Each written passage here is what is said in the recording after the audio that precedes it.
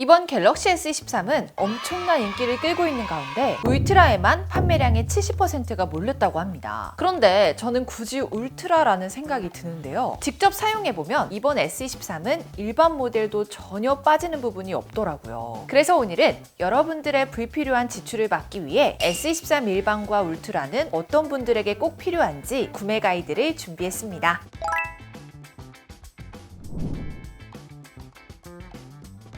이번 S23은 전작에 비해 디자인이 많이 바뀌었죠. 일반과 플러스 모델은 컨투어 컷 대신 물방울 모양 디자인으로 적용되었는데요. 카메라가 강조되다 보니 카툭튀를 걱정하실 수 있지만 생각보다 심하지 않습니다. 울트라는 엣지 디스플레이가 평평해진 것 외에는 디자인 변화가 거의 없어요.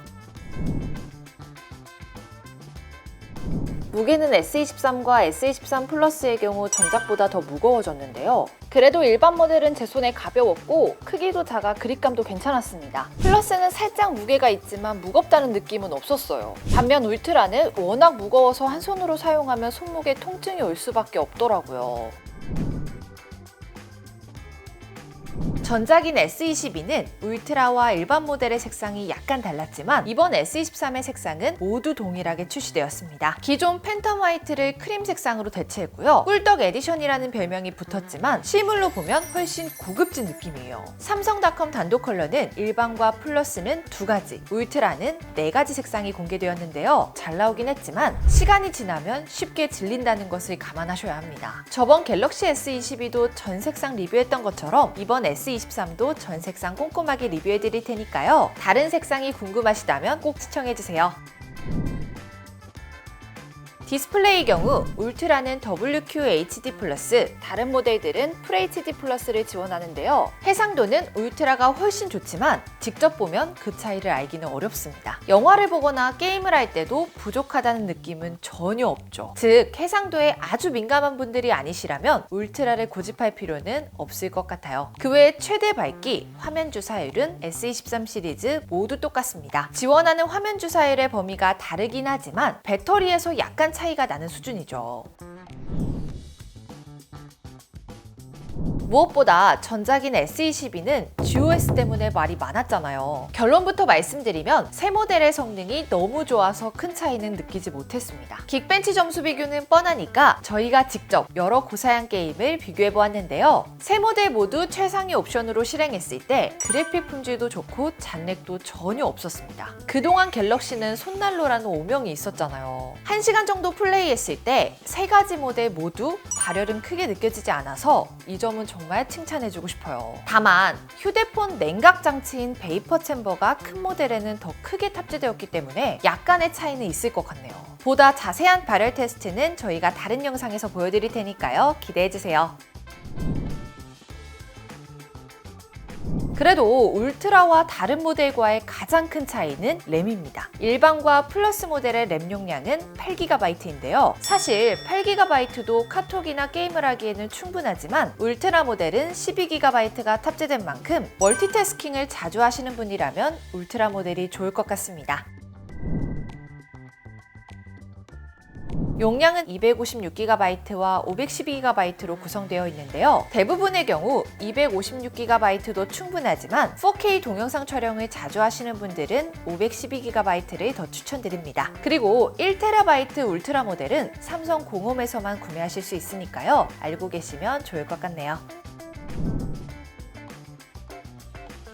배터리는 기본과 플러스 모델 모두 200mAh씩 늘어났습니다. 울트라의 배터리 용량은 그대로고요. 배터리 타임은 어떤 모델을 사용하든 하루 정도는 무리 없이 사용할 수 있어서 걱정 안 하셔도 됩니다. 다만 일반은 25W 고속 충전, 플러스와 울트라는 45W 고속 충전이 가능하다는 차이가 있으니까요. 배터리 소모가 많은 게임을 즐겨 하시거나 영상 촬영을 자주 하시는 분들은 플러스나 울트라가 좋을 것 같네요.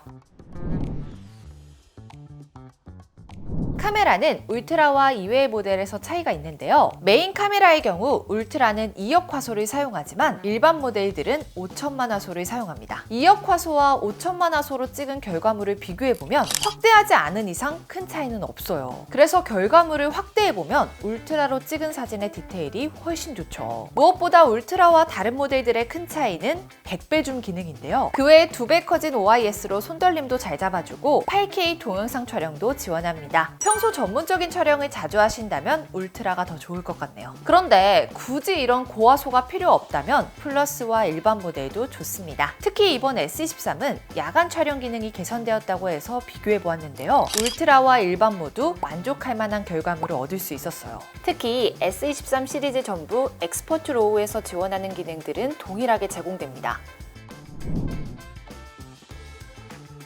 무엇보다 선택을 가장 망설이게 하는 것은 바로 가격이죠. 결론부터 이야기하자면 꼭 울트라를 구매하실 필요는 전혀 없습니다. 카메라와 램, 용량 외에 실생활에서 느껴지는 큰 차이는 없고요. 일반과 플러스 모델도 꽤 괜찮게 나왔기 때문이죠. 울트라만의 기능이 꼭 필요하지 않다면 일반 플러스 모델을 구매하시는 것이 훨씬 유리하고요. 큰 화면에 적당한 무게를 원하신다면 플러스 모델을, 손에 딱 들어오는 그립감의 가벼운 무게를 원하시는 분들은 일반 모델이 좋을 것 같네요.